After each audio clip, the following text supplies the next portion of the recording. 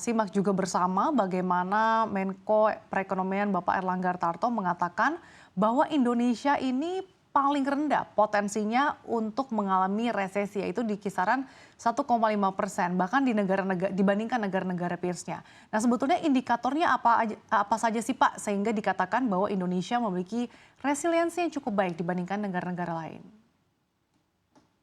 Ya, pertama tentu tadi Pak Menteri di dalam video sebelumnya sudah menyatakan bahwa pertumbuhan kita di 5,11%. Kemudian yang berikutnya yang kita tahu semua adalah bahwa sentimen daripada pebisnis maupun sentimen daripada konsumer itu masih cukup tinggi, masih sangat optimis. Itu biasanya kita pakai sebagai leading indicator, yaitu indikator dini untuk melihat 3 bulan sampai 6 bulan ke depan. Ya. Seluruh indikator-indikator yang kita sebutkan dengan indikator dini ini tidak ada menunjukkan bahwa Indonesia akan menuju resesi, sama sekali tidak ada. Nah, berbeda mungkin dengan berbagai negara yang disebutkan tadi. Resesi itu secara teknikal oleh para ekonom didefinisikan kalau dia mengalami pertumbuhan negatif 2 kali, ya 2 kuartal berturut-turut pertumbuhan negatif. Dan data-data kita tidak menunjukkan itu. Kemudian kalau kita lihat juga proyeksi-proyeksi yang dibuat oleh World Bank, IMF, OECD, ADB, itu sama sekali tidak ada menunjukkan itu. Mereka membuat proyeksi pertumbuhan kita tahun 2024, bahkan di 2025, itu akan berada di sekitar 5%. Jadi para ekonom di berbagai belahan dunia dan juga multilateral agency, dan ini adalah institusi-institusi yang punya kredibilitas, semua memprediksi kita di sekitar 5%. Demikian juga kalau kita lihat juga rating agency. Jadi rating agency biasanya mereka punya data-data indikator yang mendahului atau indikator dini seperti yang kami katakan tadi. Semua mereka tidak melihat, tentu Bapak-bapak dan Ibu bisa melihat kepada S&P, Moody's, ya, tentang laporan-laporan itu. Apakah ada di situ Indonesia mengarah kepada resesi, apa potensinya? Itu boleh dikatakan hampir nol. Oke. Jadi dengan begitu, itulah yang kami yakini, sehingga sebetulnya kita bicara mengenai resesi untuk Indonesia, itu relatif tidak mungkin dalam tahun ini bahkan tahun depan. Ya.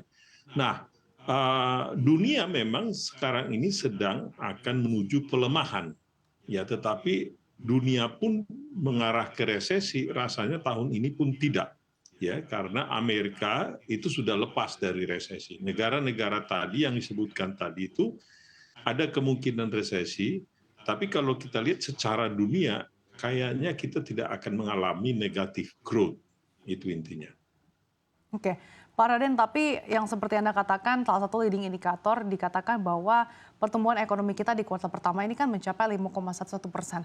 Apakah bisa dikatakan ini Indonesia harus berpuas diri? Karena kalau kita elaborasi, dari segi tingkat konsumsi saja yang kita tahu juga berkontribusi cukup besar bagi penopang pertumbuhan ekonomi Indonesia, belum optimal Pak. Dari segi tingkat konsumsi, seperti apa Anda melihatnya? Ya, memang kalau kita lihat dari sisi komponen growth-nya, terutama itu yang kita lihat adalah dari sisi konsumsi itu memang lebih rendah dari 5%, ya kan? Tadi sekitar, Pak katakan sekitar 4%-an. Demikian juga yang tadi disebutkan mungkin gross fixed capital formation atau investasi juga kayaknya di bawah 5% pertumbuhannya. Nah, ini memang berkaitan dengan seperti yang kita tahu semua, berkaitan dengan ada siklus politik, ada juga siklus pemilu politik dan juga siklus lebaran. Ya, pada saat misalkan mau lebaran, waktu itu di bulan puasa, ya, ada memang pengurangan daripada belanja sebagian di situ. Tetapi pada saat sesudah lebaran, dia akan naik. Dan kemudian siklus pemilu tadi itu untuk menjelaskan juga ada wait and see dari para penanam modal waktu itu. Itu membuat juga investasi kita juga itu agak menurun. Jadi ada wait and see karena kita tahu kita pemilu itu di bulan Februari. Sedangkan kita mengalami puasa itu di bulan Maret, ya kan? Karena kita bulan April Lebaran. Jadi bulan Maret itu puasa. Demikian juga yang saya katakan tadi pada saat pemilu kita di bulan Februari. Namun sebaliknya kalau kita lihat konsumsi belanja pemerintah di situ itu justru naik. Ya, karena pada saat pemilu banyak belanja pemerintah terutama untuk pembiayaan pemilu dan berkaitan dengan itu, ya. Jadi itu yang membuat pertumbuhan kita di sekitar 5,1% tadi itu. Kita tentu tidak berpuas diri. Nah, berikutnya tentu di kuartal kedua, kuartal ketiga ini kita akan lihat apakah kemudian konsumsi yang tadi disebutkan lebih melambat sedikit di kuartal pertama dan juga gross fixed capital formations atau investasi di kuartal pertama itu, apakah dia akan kembali pulih di kuartal kedua atau kuartal ketiga, artinya confidence-nya, kepercayaan persoalan wait and see yang kami katakan tadi itu sudah selesai mungkin karena sudah jelas pemenangnya dan tidak ada artinya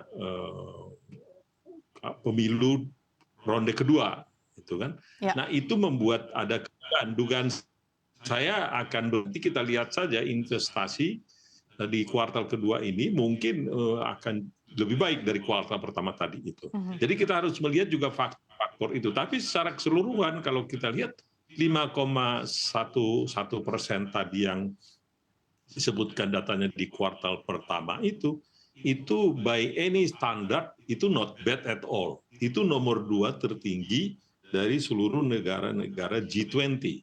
Paling tinggi memang kelihatannya masih tetap India. Ya. Pak Raden, Indonesia isu. Iya, Pak Raden.